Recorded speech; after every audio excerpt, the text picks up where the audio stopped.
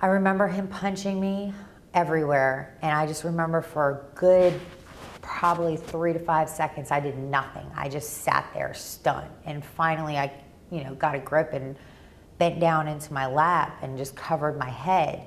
Once I did that, I remember him coming down, and I remember feeling his teeth on my face. And then I don't remember the bite. I must have passed out from the shock or the pain. I remember coming to. I remember barely being able to move. I asked him,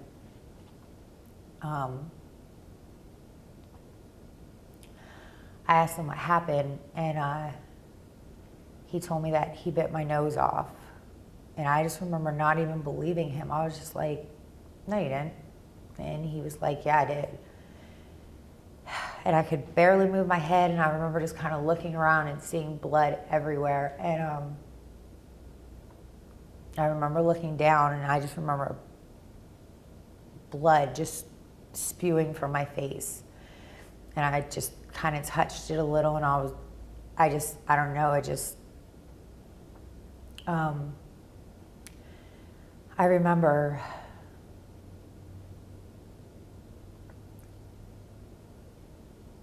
him telling me that he had to kill me so nobody knew, and I begged him. I was saying anything I could. I remember telling him, I would say I got bit by a dog or anything, that I wouldn't say anything for him not to worry about it, anything I could do to try to get out of that van. And he didn't want to hear it. He just took his hands and wrapped them around my neck, and he pushed me into the door and just started squeezing. It wasn't choking me. He wasn't, bashing me back and forth. He just squeezed. He squeezed so bad that I had welts. They weren't scratches or red marks. They were welts just from how hard he was doing it. And I don't know how I managed to open the door. I mean, I had to manually unlock and then pull the door open, but I did. And I mean, I know it was just in time. I know that I barely had seconds to live. I saw that when they say you see a white light when you're about to go, they're not exaggerating. I mean, I saw a white light and I was seeing stars. And then I got out, I fell out of the van.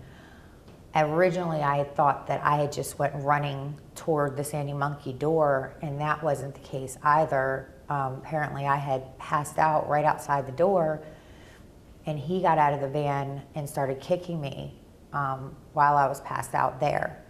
And if it wasn't for a witness that pulled up, he would have killed me right there again. And when the witness said that he was calling the police, he started walking along the fence by the